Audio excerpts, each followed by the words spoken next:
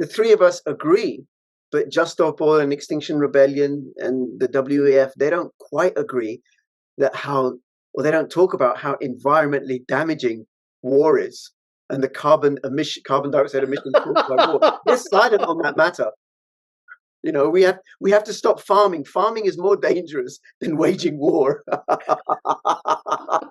Greta Thunberg points out the United States military is the largest polluter on the planet, and it's not even close. She never pointed that out, but she somehow thinks cow farts are the problem. Yeah, I think you need to go back to school. I think you missed a little bit too much school there, Greta.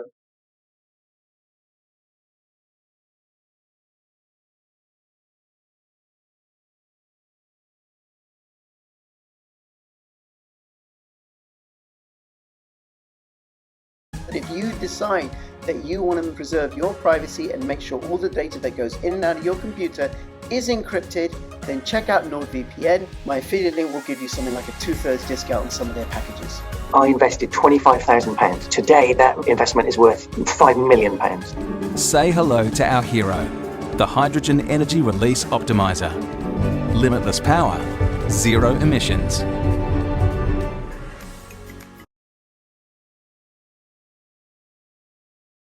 It's great to have you, Steve. Thank you so much. Gordon and I have been chatting, and I'm going to declare this part 2 of the video, right? We were talking about Just Stop Oil and the Ukraine war and everything, right? Now, if I can introduce you both, Gordon is a British journalist and a campaigner. He's particularly involved in the Free Julian Assange campaign, and he and I do videos on a regular basis. He's anti-war activist, pro-Palestinian. And I think, he may not agree with me, but it seems to me when it comes to the whole climate change conversation, he has moved a little. He has moved a little, right? Yeah, for sure. Yeah, that he and I have been talking. I'm all for Julian Assange. That's common ground. Oh, yeah, I think so, right? Already, right? Yeah, and peace everywhere. I don't like the war. I don't like the war.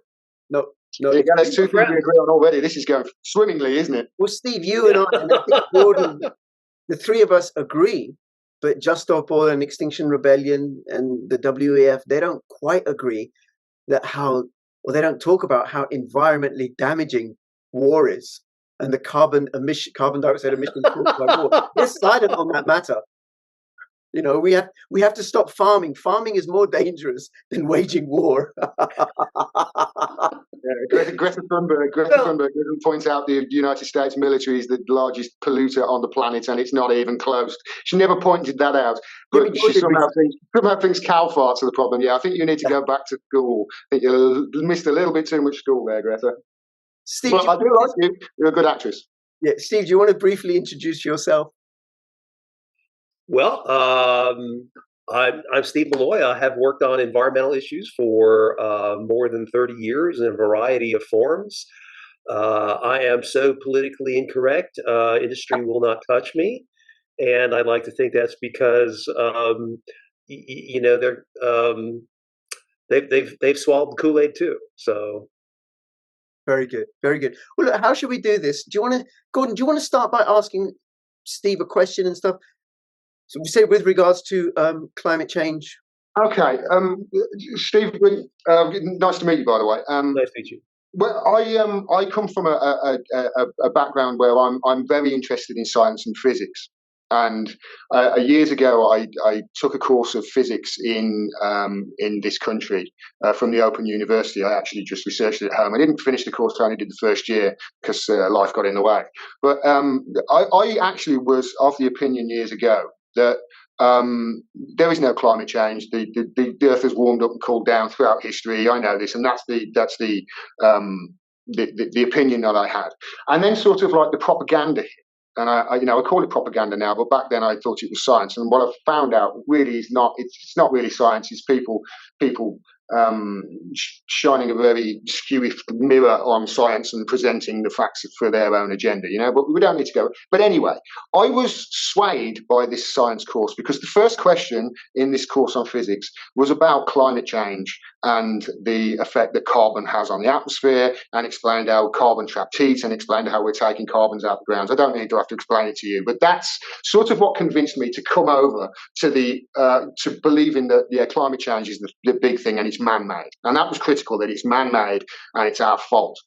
So I bought into it. Now, since then, I have seen unscrupulous companies take advantage of this, and you're always going to get this in society. So I was sort of on the opinion until recently that climate change still was real, it still is man-made, but then corporations are still using it and weaponizing it for their own means. The two things are true. But now I'm sort of like, I haven't got a foot in either camp. I'm tired of being dictated to what the science is by so-called journalists that have fucking lied to us about fucking everything all their fucking lives. Yeah. And I would rather everybody get involved in this than just a tiny few people who are then going to dictate everything to us. I would rather we have a more democratic view on this and actually all get involved in figuring out what the facts are and what is actually causing this and what to do about it, if it is causing anything at all. Yeah. That's so, you know, when I started working on environmental issues 33 years ago, it's not because I was interested in the environment. It's just because, you know, I wound up working for, I needed a job. And so I had a background in statistics and science and law. And so this, you know, a guy that did lobbying hired me.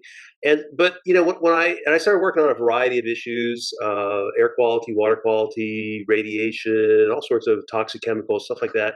And so I'd see things like, well, this chemical causes cancer, this pesticide causes cancer. And you know, a lot of people, their curiosity, they have no curiosity. They'll just take that, you know, something causes cancer and runs with it. And so, but what I did instead was be like, well, how do you know that this causes cancer? And so I would do the research and find out that, well, they really don't know. They're just sort of assuming this, or they've rigged some sort of laboratory test. And so to segue that into climate then, well, I won't segue into climate yet. So I met Al Gore about 20 years ago, and we were talking about the ozone, the Montreal Protocol, you know, the banning of so-called ozone depleters like CFCs. And, you know, he said, well, the real point of that was to show that we could get an international treaty, because as it turns out, no one really understands the ozone layer and the thinning of it and what's happening. And so we've banned all these refrigerants because of some basic chemistry. And it's, you know, it's true in a laboratory that chlorofluorocarbons, when they hit an ozone molecule, they destroy the ozone molecule. Okay, that's true in a laboratory. But then that became embedded in this international treaty, and a guy won the Nobel Prize for that simple chemical reaction. But of course, the real atmosphere is a lot more complicated. Now, moving to climate change, yes, it's true that carbon dioxide and methane and you know, other chemicals are, you know, they have this sort of, you know, greenhouse property where they slow down the transfer of heat. But you know, doing that in a laboratory is a lot different than the actual atmosphere. You know, there's only a little bit of carbon dioxide in the atmosphere, a little bit of methane, a lot of water vapor. Water vapor, you know, is the vast majority of the greenhouse effect. The greenhouse effect is real, although misnamed. But you know, water vapor and CO2 and methane all do slow down the transfer of heat out of the atmosphere. But the question is, CO2 is only like 0.04% of the atmosphere. And is CO2 really the tail that wags the climate dog? And so when I first started working on climate, you know, in the 90s, you know, I just sort of out of ignorance went along with this notion that, okay, well, CO2 causes some warming, but I don't think it's going to be catastrophic. And so I carried that forward for, you know, almost 20 years. But I've gone back to, I don't think there's any evidence that CO2 actually, in fact, or I don't think there's any evidence that emissions today are actually warming the planet. What I've come to the conclusion is that, you know, since we got out of the cooling period in the 1970s, you know, the Earth seems to have cooled between 1940 and 1980. After 1980, we've had this series of El Niños, and every time there's an El Niño, the temperature bumps up a little bit.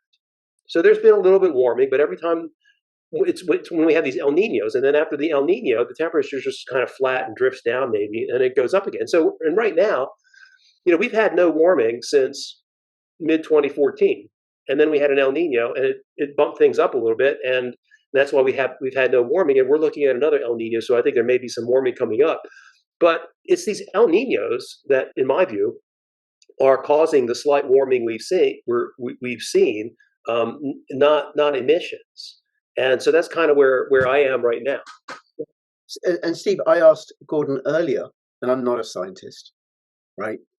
So I'm not allowed to have an opinion, really. Who else is a scientist in this debate? But this 0.04% carbon dioxide, is it really a bigger influence than the sun, or cosmic radiation, or the magnetosphere, or the ICTZ, or the Beaufort Gyre, or the Milankovitch cycles, or volcanoes, all that stuff, right? And I didn't mention El Nino and El Nina, right? And I agree with you. I don't think it's that big a deal. The other thing I was going to say is just slipped my mind. But over to you, Gordon. Maybe what I wanted to pick up from what you said there, mate, was you mentioned the variety of factors here.